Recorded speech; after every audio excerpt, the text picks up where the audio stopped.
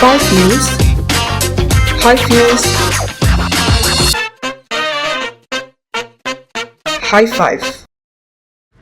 Hai sahabat Kompas.com, High Five kembali lagi dengan berita dan informasi terpopuler hari ini. Dan inilah 5 berita terpopuler edisi 14 Maret 2022. Presiden Joko Widodo telah berkemah di lokasi Ibu Kota Negara atau IKN.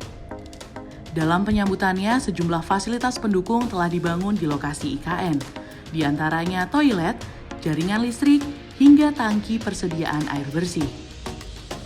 Persiapan pengamanan dilakukan sampai ke arah yang paling detail. Lokasi kemah Presiden Jokowi adalah berada di titik 0. Titik 0 merupakan referensi koordinat lokasi pembangunan komplek Istana Negara dan pusat pemerintahan. Selama puluhan tahun, Majelis Ulama Indonesia atau MUI menjadi penyelenggara sertifikasi produk halal. Namun kini, logo halal MUI digantikan label halal dari Kementerian Agama. Label halal yang dikeluarkan MUI tidak akan berlaku lagi secara bertahap. Kewenangannya akan diambil alih Badan Penyelenggara Jaminan Produk Halal atau BPJ-PJH.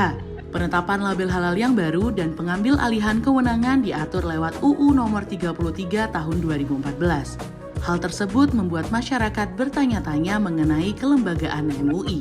MUI sendiri adalah gerakan masyarakat atau organisasi masyarakat.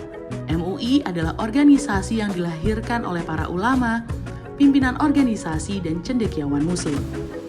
Logo halal yang baru tersebut dirasa perlu disosialisasikan lebih lagi oleh pemerintah, karena masih terdapat interpretasi publik yang beragam atas logo tersebut. Bareskrim menyita sejumlah kendaraan Doni Salmanan seperti Porsche dan sejumlah motor gede. Kasubdit 1, Ditipit Siber Bareskrim, Kombes Reinhard Hutagol belum memberikan rincian detail kendaraan apa saja yang telah disita. Diketahui, Doni telah ditetapkan sebagai tersangka kasus penipuan via aplikasi Quotex setelah menjalani pemeriksaan 13 jam pada Selasa 8 Maret 2022. Doni akan ditahan di rutan Bareskrim Polri selama 20 hari mendatang.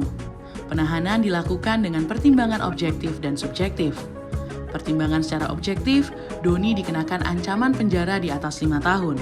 Sedangkan pertimbangan secara subjektif mengkhawatirkan Doni akan melarikan sejumlah bukti dan melarikan diri dari kasus ini.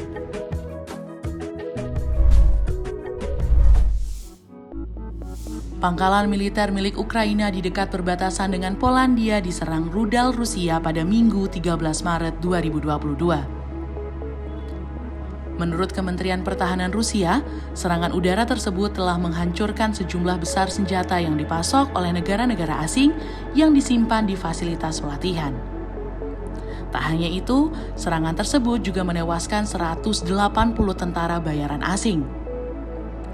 Inggris menyebut serangan tersebut sebagai eskalasi signifikan dan menyebut serangan tersebut harus segera dihentikan. Laporan media menyebut bahwa Rusia meminta peralatan militer Cina setelah melancarkan invasi. Dilansir dari Reuters, Liu Pengyu mengaku belum mendengar tentang hal itu. Ia mengatakan bahwa prioritas Cina saat ini adalah mencegah situasi di Ukraina agar tidak lepas kontrol. Pengyu tidak menampik jika situasi di Ukraina memang membingungkan. Sebelumnya, pejabat Amerika Serikat menyebut Rusia meminta peralatan militer dari Cina setelah invasi berlangsung. Meskipun begitu, dalam laporannya tidak ada penjelasan detail mengenai jenis persenjataan yang diminta Rusia. Itu tadi 5 berita paling populer hari ini.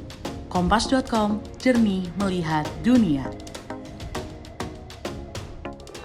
Five News, High Views, High Five.